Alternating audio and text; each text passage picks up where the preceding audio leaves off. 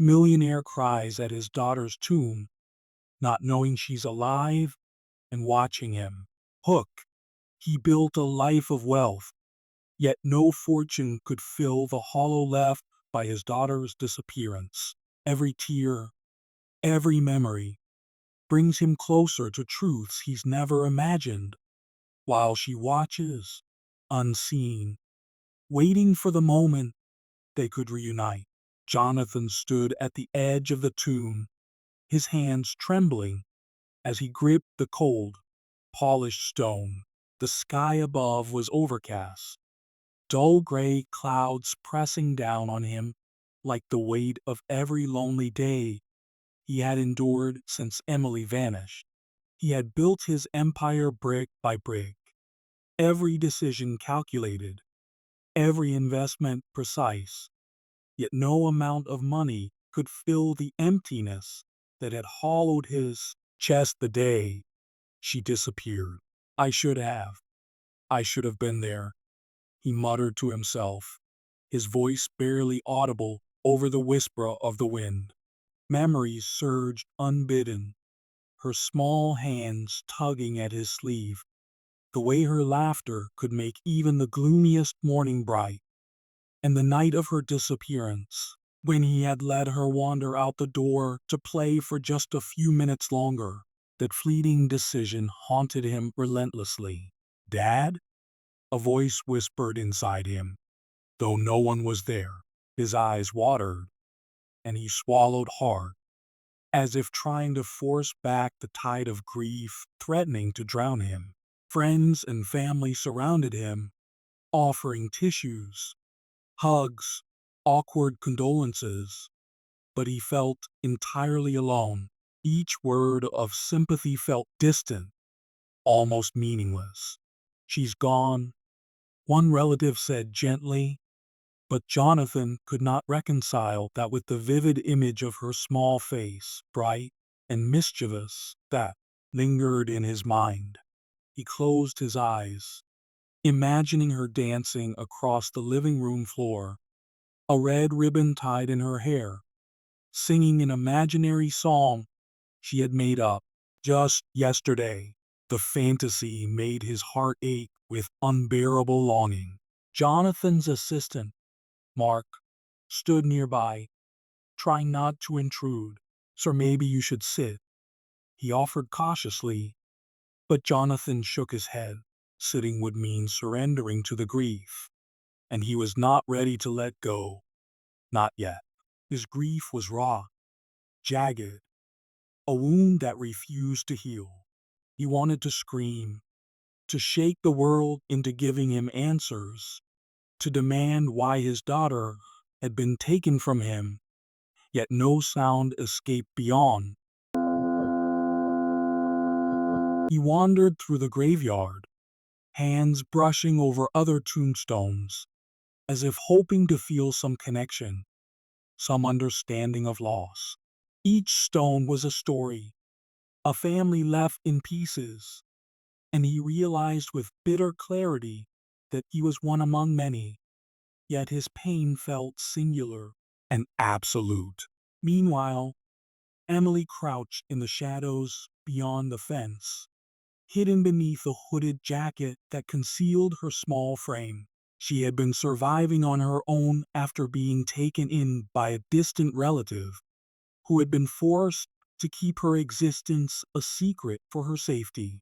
She watched Jonathan from a distance, heart pounding in a mixture of fear and hope. He did not know she was alive. He had no idea that each tear he shed reached her ears, that each whispered plea for forgiveness, each frantic prayer, resonated through the walls of her temporary refuge. She pressed her small hands to her mouth, biting back a sob, wishing she could call out, yet terrified that stepping forward would undo everything, that he might reject her or worse, that she would vanish from his life again. Jonathan returned to the house, each step slow and deliberate, as if the floorboards themselves might crumble beneath the weight of his sorrow. He wandered into Emily's room, the sunlight filtering softly through curtains, dust motes drifting like memories frozen in time. Her toys remained where she had left them, the little stuffed rabbit, a stack of coloring books, a half-finished puzzle. Each item was a relic of the life that had vanished overnight, and Jonathan's chest tightened at the sight. He sat on the edge of her bed, running a hand over the quilt she had sewn herself one summer, tears spilling freely now. "I failed you, Emily," he whispered, voice raw. "I failed you, and I can't bring you back." He remembered the last night before she disappeared. She had begged him to let her stay up a little later to read by herself, a request he had granted reluctantly. He had thought nothing of it, believing her safe in her room, her laughter echoing softly down the hall. That was the night everything changed. He remembered hearing a creak, the faintest whisper of movement, and rushing to her room to find it empty. Panic had seized him, and he called everyone he could think of, the police, neighbors, friends. But it was as though she had vanished from the world entirely. Jonathan had spent nights awake, haunted by the thought of what might have happened, every scenario more horrific than the last. Outside, Emily watched him, her small figure trembling as the wind tugged at her hood. She had been safe, yes, but every day apart from her father felt like a lifetime lost. She wished she could tell him, could throw herself into his arms, but she was trapped between fear and hope. She had left small clues, a drawing pinned to a tree in the garden, a note tucked under the door frame, testing if he was looking. Jonathan had not noticed yet. Her heart ached to see him so broken, and yet she knew she had to wait for the right moment, for the right time to reveal herself. Jonathan lingered in the room, picking up her school projects, tracing her handwriting with trembling fingers. Each stroke was a ghost of her presence, each doodle a whisper from the past. "I don't know how to do this without you," he admitted aloud, voice catching on the words. He closed his eyes, imagining her running to him, the sound of her laughter filling the room once more. He could not yet see that she was near, only that a part of him clung desperately to hope, fragile and flickering. Night fell, and Jonathan finally left her room, exhausted but unable to sleep. He sat in the living room, staring blankly at the city lights through the window. Memories of Emily haunted him, her first steps, her first words, the way she had clutched his hand in crowded places, trusting him with all she had. "I will find you," he whispered to the night, though he did not know where to begin. Meanwhile, Emily curled up in her hiding place, listening, her heart both breaking and soaring as she heard his voice. She knew he would search. She hoped he would find her, but the fear of rejection lingered like a shadow. As dawn approached, Jonathan made a decision. He would not let grief paralyze him any longer. He would search. He would fight. He would risk everything to find her.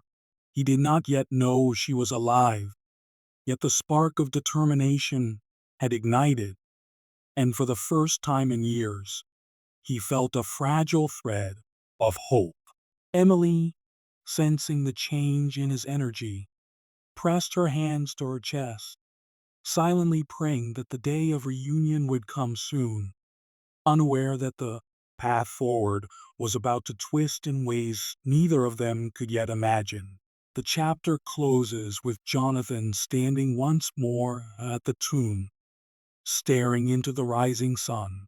His eyes were red, raw from tears, but they burned with resolve. He whispered her name softly, as though the wind might carry it to her ears.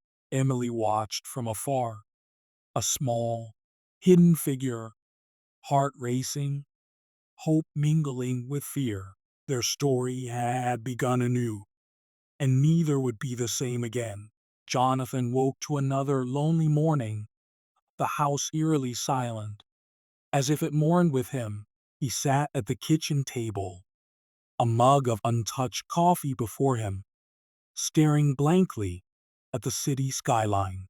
Each day seemed identical, filled with meetings he no longer cared about, phone calls he barely answered, and endless reminders that Emily was gone. "It's all just empty," he muttered, voice cracking, as if saying it aloud might make the words less painful. His assistant, Mark, appeared cautiously at the doorway, holding a stack of papers. "Sir, there's news reports. Maybe something you should see," he said softly. Jonathan waved him off, barely glancing at the documents. Numbers and headlines were meaningless. Nothing mattered without Emily. He remembered her tiny hand in his, tugging at him to play, to laugh, to be present in the moment. Now, those moments were memories he could barely bear. Emily, meanwhile, had settled into a hidden life with her distant relative, Mrs. Caldwell, a kind woman with quiet eyes that seemed to understand every unspoken fear. Emily's days were filled with lessons, chores, and careful observation of the outside world. Every time she caught a glimpse of Jonathan through the distant streets or heard about him on the news, her heart clenched with longing. She wanted to reach out, to reveal herself, but the fear of rejection, of his anger or disappointment, held her back. She left small clues, a folded note, a drawing tucked under a rock, a toy placed in a public garden, hoping he would notice. Each act was a delicate test, a silent hope that he still remembered her and was searching. Jonathan, driven by a restless ache, began noticing subtle things that seemed off. A toy missing from Emily's room, a sketch he hadn't seen before, a misplaced book.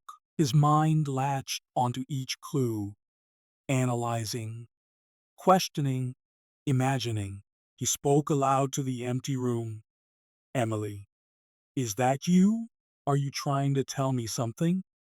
The words were swallowed by silence, yet he refused to stop searching. Night after night, he pored over every possible lead, retracing his steps from the day she disappeared. His friends suggested hiring detectives, posting notices, or moving on. He ignored them all. His heart would not allow it. Meanwhile, shadows lurked in unexpected places. Mark, Jonathan's trusted assistant, had been hiding pieces of information about Emily's last known movements, fearful of disrupting Jonathan further, or perhaps protecting him from truths too painful to bear. Jonathan's frustration grew, though he could not confront it directly. Each unanswered question was a needle in his chest, reminding him of his helplessness. He remembered moments of small negligence, turning away for a phone call, letting her wander near the park, trusting others too easily, and guilt consumed him. The thought that someone might have intentionally kept him from the truth added a bitter layer to his grief. Emily struggled with her own emotional turbulence. Each night, she lay awake in a small room that was not her own, listening to the distant city sounds and imagining Jonathan searching.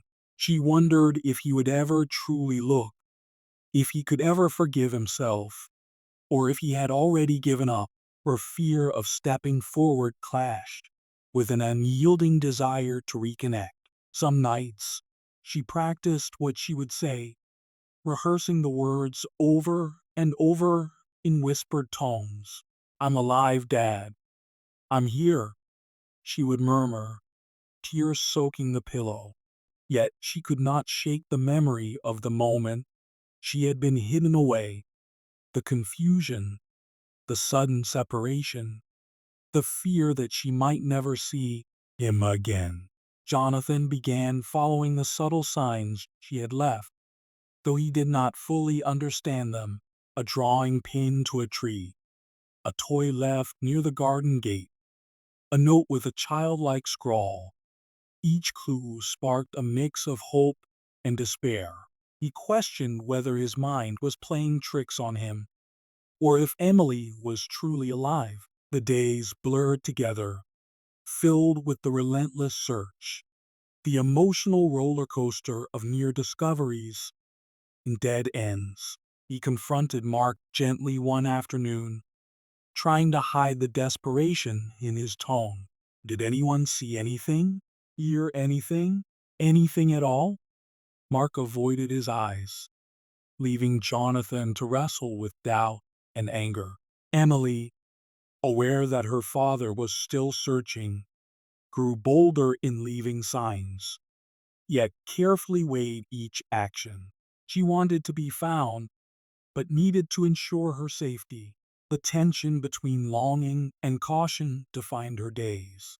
She began sneaking closer to familiar places from her past, parks where they had picnicked, the corner shop that had given her free sweets on her birthday, the library they had once visited together. She left subtle markings, certain he would recognize them if he truly remembered. Watching him from afar became her new ritual, seeing him in public, hearing about him from neighbors, feeling a strange combination of fear and relief that he had not given up. Jonathan's journey took unexpected turns. One day, he visited a community center Emily used to frequent, following a lead from an old acquaintance. Each step brought waves of emotion, joy, fear, anticipation, and dread intertwined. He encountered old friends of Emily's who offered fragmented stories, half-forgotten memories, and subtle hints. Every word was a puzzle piece, and his mind raced to assemble them. The realization that Emily might be alive was both thrilling and terrifying. He wrestled with disbelief. Could she truly have survived all this time without him? How could he have been so blind? Meanwhile, Emily overheard a conversation in her temporary home about Jonathan's relentless search. Her heart ached with gratitude and fear. She realized that despite everything, he had not stopped looking, had not given up hope. The thought overwhelmed her with emotion. She wanted to run to him, to throw herself into his arms, but caution held her back. She remembered the pain of separation and knew they would need to rebuild trust slowly. Each moment she remained hidden was filled with silent prayers for the right timing, the perfect moment when they could be together again without fear or misunderstanding. Jonathan faced small betrayals along the way, learning that those closest to him had hidden truths to protect him or themselves. Each revelation added layers to his grief, forcing him to confront not only the external obstacles, but also his own failings. He questioned every decision, every moment of carelessness, and yet, beneath it all, a fragile thread of determination kept him moving forward. His love for Emily became both sword and shield, giving him the strength to endure the emotional tumult. Emily, silently observing, began to understand the depth of her father's suffering and resilience. Each clue left behind, each step he took, demonstrated the strength of his bond with her. She began imagining how the reunion would unfold, rehearsing the emotions, the words, the hesitant gestures.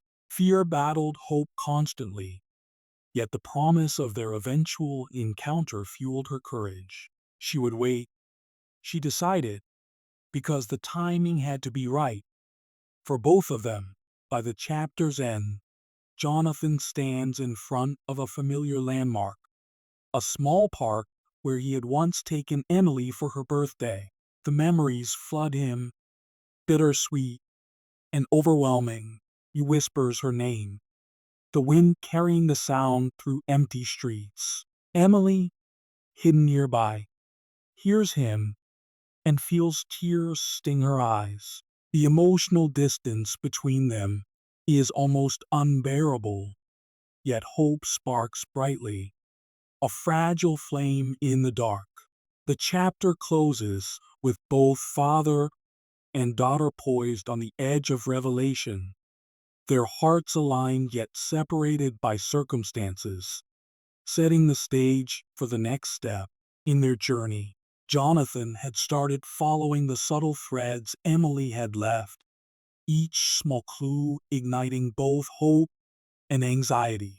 The toy he found under a park bench, a note tucked inside a library book, a sketch pinned to a tree, all whispers of her presence. He traced them carefully, almost obsessively, as if the world itself had conspired to hide her from him. Each discovery sent a jolt through his heart. Emily, is this really you? He murmured aloud, voice trembling with a mixture of disbelief and longing. He often spoke to the air, half expecting her to answer, half fearing she might not. These moments were both torture and salvation, proof she was alive yet painfully out of reach. Every day, he retraced his steps, revisiting the places she loved, each memory overlapping with the present, each corner of the city echoing with ghosts of laughter and vanished footsteps. Emily, concealed in her small refuge, watched him from afar with wide, cautious eyes. Every time she saw him, her chest tightened. She wanted to run into his arms, to tell him she was alive, yet fear restrained her. Fear of his disappointment, of the lost years, of the anger she imagined he might feel. Yet her heart ached with longing, with the desperate hope that he would recognize her, that he would follow the trail she had left. Sometimes she whispered to herself, practicing what she would say, "I'm here, Dad. I never stopped wanting you." The words felt fragile yet powerful, a lifeline she clung to as she observed him navigating the city in search of her. Jonathan's search grew more frantic as he pieced together the trail. He visited a familiar cafe where Emily used to spend afternoons drawing, questioning the barista, scanning the streets. Did she come here? Did she leave anything behind? He asked, voice breaking. The barista shook her head slowly, uncertainty in her eyes, yet mentioned seeing a small figure with a hood, leaving a folded paper tucked inside a book. Jonathan's heart leapt. Clues like this, so small yet unmistakable, began to form a pattern. He began seeing Emily not just in memory, but in fragments of reality. A shadow at the edge of a park, a glimpse of a small hand disappearing around a corner, the faintest trace of her presence. Each sighting fueled both hope and desperation. Emily wrestled with conflicting emotions. Part of her longed to reveal herself, to call out, to throw herself into his arms, and never let go. Another part feared that doing so too soon could ruin everything.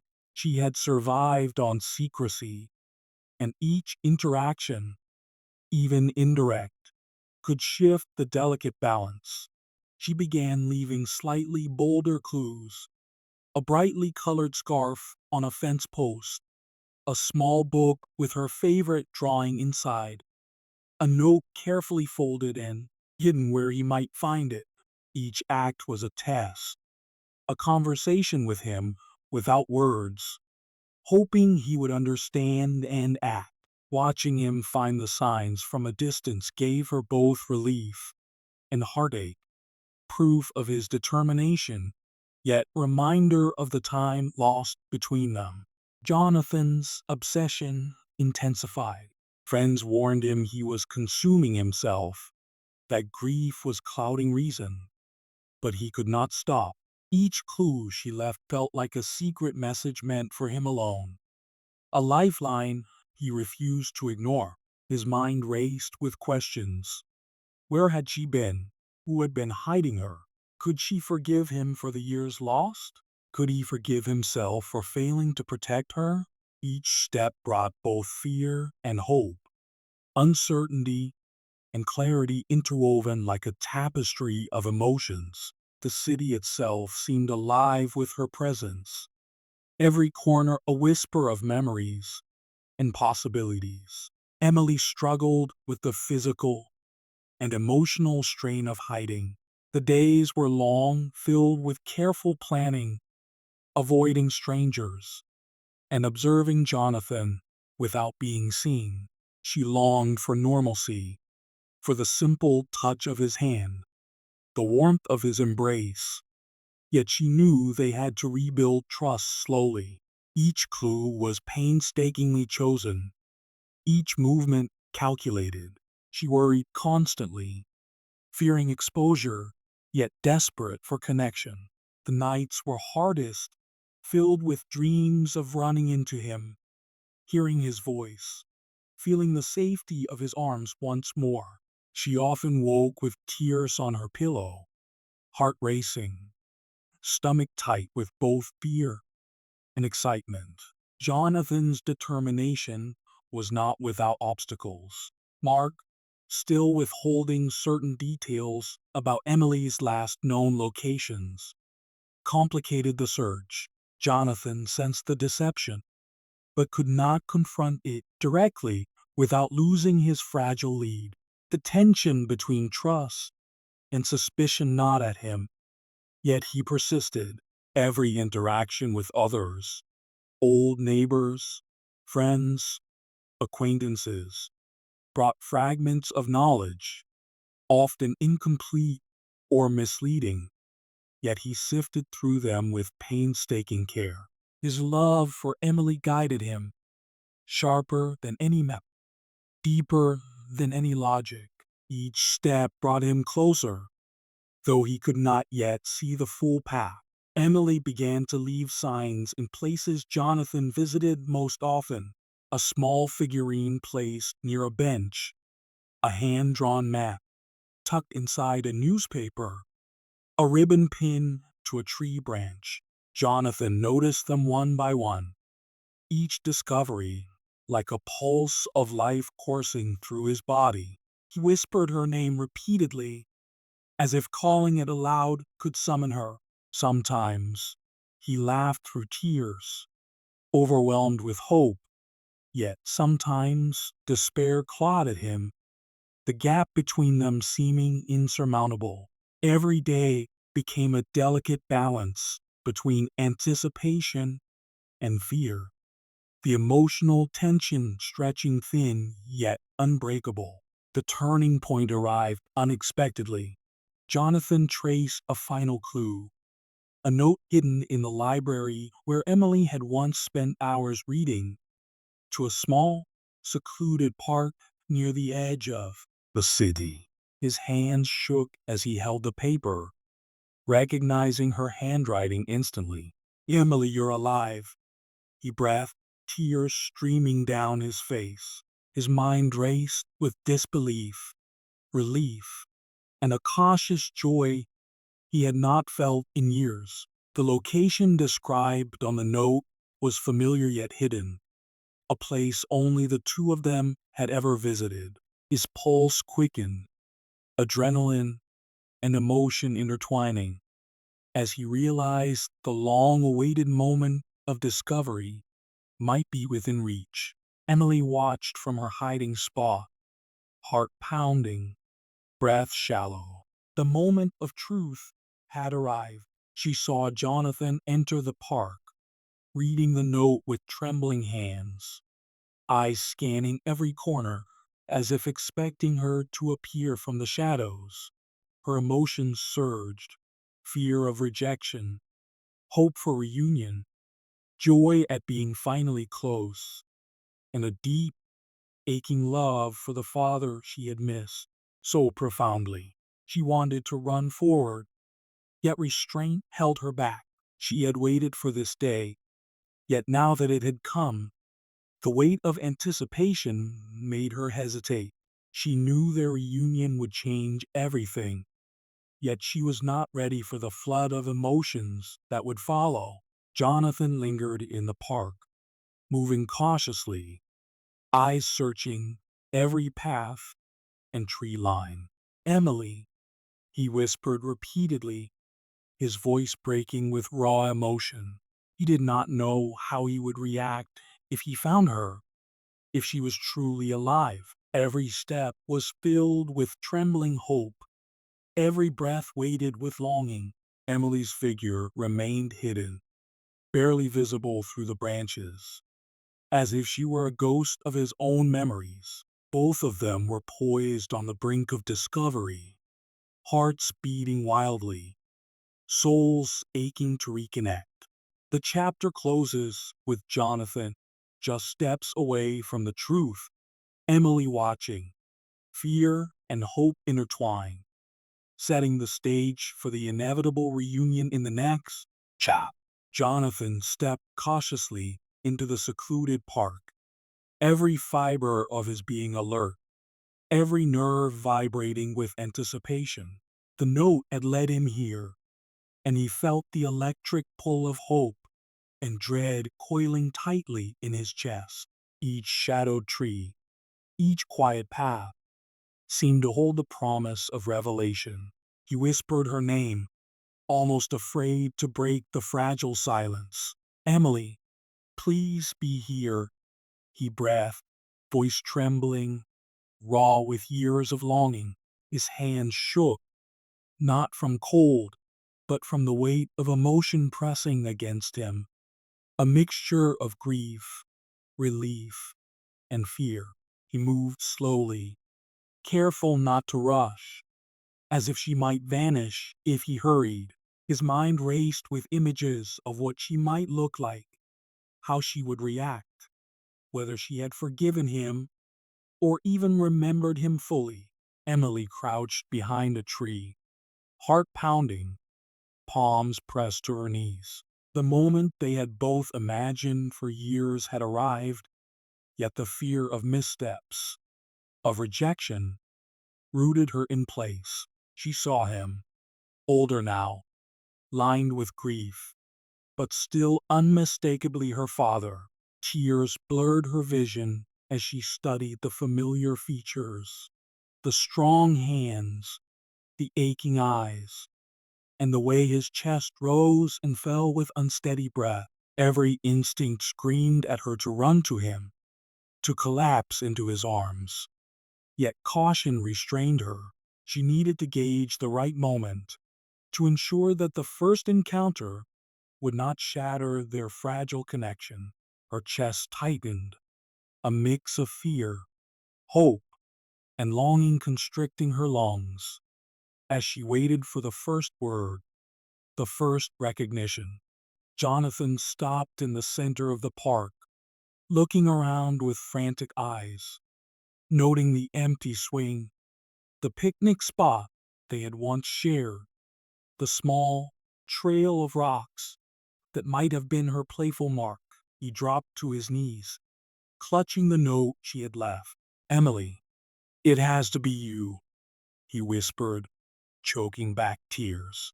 His fingers trembled as he held the paper, scanning every crease, every childish doodle, every scrawled letter. It was unmistakable. His voice grew louder, quivering with emotion. calling her name repeatedly, almost begging her to respond. I know it's you. Please, don't hide anymore. Each word was a plea, a prayer, a confession of love and remorse carried over years of absence. Emily felt a surge of courage, as if his words had reached her soul through the distance. She stepped slightly forward, revealing a fragment of her small figure, a hand brushing the bark of the tree. Jonathan froze, heart leaping, eyes wide, breath catching in his throat. For a moment, disbelief painted his features, and then recognition, pure and overwhelming, flooded through him. Emily? He whispered again, voice breaking into a sob. She nodded, tears spilling freely, unable to speak through the lump in her throat. The world seemed to narrow around them, the park fading into the background, leaving only the two of them, tethered by love, years of longing, and the unspoken ache of time lost. Jonathan rose slowly, tears streaming down his face, as he approached her with tentative steps. Each movement was careful, reverent, as though fearing that any sudden motion might shatter the fragile miracle unfolding before him. Emily remained still, absorbing every nuance of his expression, the raw grief, the unmistakable love, the trembling hope. When he finally reached her, he hesitated, holding out a hand, shaking slightly. She glanced at it, then slowly placed her small hand into his. The contact sent a jolt through both of them, a rush of emotions too long suppressed. Jonathan closed his eyes briefly, letting the warmth of her hand anchor him, a physical confirmation that she was truly alive, that the long search had ended in the most miraculous way possible. I thought I'd lost you forever, Jonathan whispered, voice cracking with emotion. Emily's tears fell freely now, mingling with the ones on his cheeks. I'm here, Dad. I'm alive, she said softly, her voice trembling, breaking, and forming like a fragile melody. Jonathan pulled her into his arms, holding her close, as if willing his heartbeat to convey every word he could not speak. Their embrace was long, unbroken, filled with the raw intensity of years spent apart. The air around them felt charged with relief, grief, and uncontainable love, a mixture of emotions too profound for words. They stood together in silence for a moment, simply breathing, clinging to the undeniable truth that they were finally reunited. Jonathan's mind raced, remembering every decision, every day lost, every tear shed in absence. I failed you, Emily. I failed to protect you, he admitted between sobs, voice low in pain. She shook her head, pulling back slightly to look at him, her small hands cupping his face. No, no, Dad. You never stopped looking. You never gave up, she said softly. Her words pierced him with both guilt and gratitude. The years apart had been agonizing, yet here she was, alive and real, their bond intact despite the cruel separation. Jonathan and Emily spent the afternoon walking through the park, sharing stories, filling gaps, and speaking truths long held in silence. He learned about her survival, the kindness of those who had hidden her, and the struggles she had endured. She listened to his regret, the moments of despair, and the depth of his love that had never wavered. They laughed through tears at small memories, reconciled misunderstandings, and allowed themselves to be vulnerable in ways neither had permitted before. Every word spoken, every tear shed, was a step toward rebuilding trust, a bridge across the chasm of years spent apart. By evening, the sun cast long shadows across the park, painting the reunion in golden light. Jonathan held Emily's hand tightly, promising never to let her go again. "We'll make up for the time lost, Emily. I swear it," he said, voice resolute, shaking but firm. She nodded, a small smile breaking through her tears. "I know, Dad.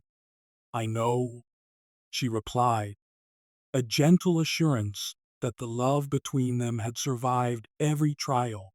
Together, they left the park, the long shadows behind them symbolic of the pain endured, and the sunlight ahead representing hope, forgiveness, and the journey still to come. The story closes on the quiet strength of their bond, the unspoken promise that neither time nor circumstances could sever.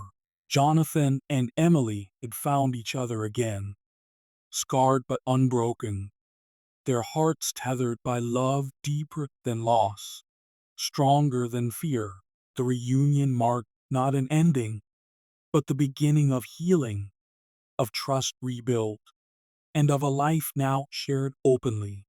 The echo of their tears, laughter, and whispered words lingered, a testament to resilience, the enduring power of family, and the unyielding hope that love, when true, finds its way against all odds. The tale ends with Jonathan and Emily reunited, hearts mending, and hope restored. Their journey reminds us that love can survive absence, and that forgiveness and patience can rebuild bonds once thought lost. Every small step, every silent hope led to a miraculous reunion.